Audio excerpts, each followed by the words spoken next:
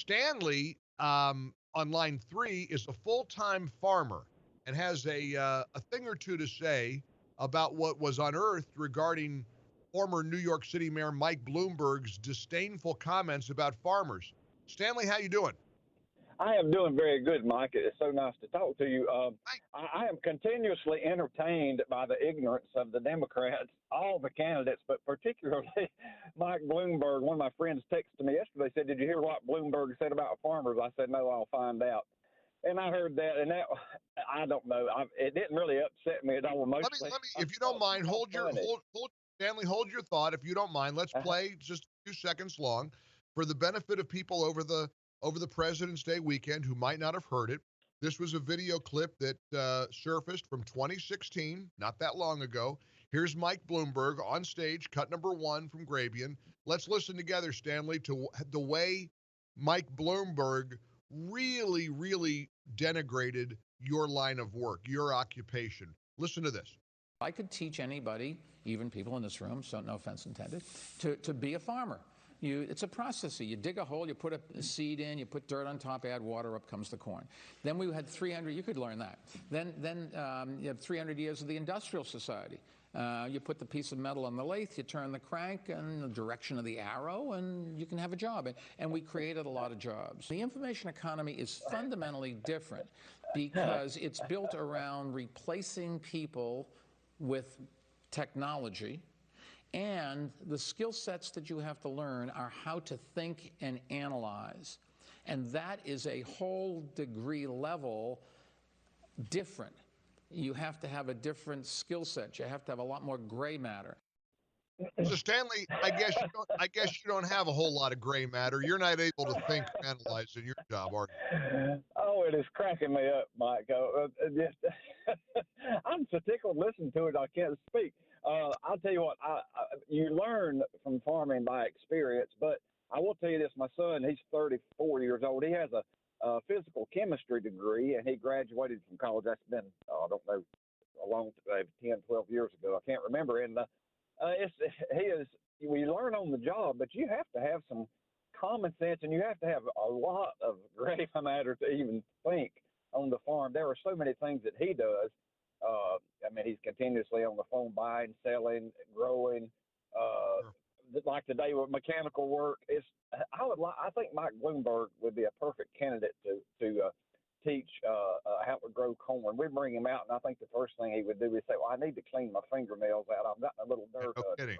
Well, that was what I said yesterday. Is this is a guy who has a lot of disdain for people who get their fingernails dirty, for people who work with the earth, for people who work in a factory, for people who are not like him. You know, I mean, a lot of people have used the term oligarch, an American oligarch, to describe Mike Bloomberg. And this disconnect that he has is something that, I mean, he's envious, undoubtedly, of the connection that Donald Trump has made with the American people, with the middle class, with farmers, with factory workers, with people who have noble work, who work hard for a living and have no less gray matter than he does. I don't doubt that he's smart. That doesn't mean he's any smarter than you are.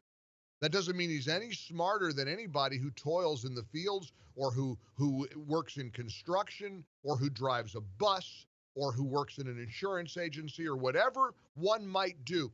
I was reminded by some listeners, a lot of people texted me and emailed me about the late, great Paul Harvey.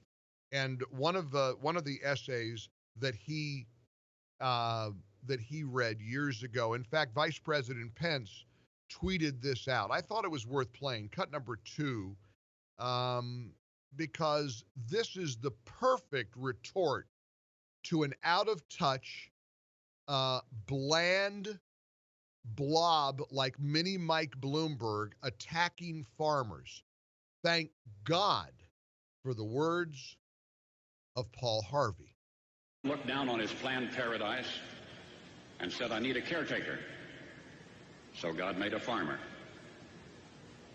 God said, "I need somebody willing to get up before dawn, milk cows, work all day in the fields, milk cows again, eat supper, then go to town and stay past midnight at a meeting of the school board." So God made a farmer. God said, "I need somebody willing to sit up all night with a newborn colt and watch it die then dry his eyes and say, maybe next year. I need somebody who can shape an axe handle from a persimmon sprout, shoe a horse with a hunk of car tire, who can make harness out of hay, wire, feed sacks, and shoe scraps, who planting time and harvest season will finish his 40-hour week by Tuesday noon, and then painin' from tractor back put in another 72 hours. So God made a farmer. God said, I need somebody strong enough to clear trees and heave bales, yet gentle enough to yean lambs and wean pigs and tend the pink-combed pullets, who will stop his mower for an hour to splint the broken leg of a meadowlark. So God made a farmer.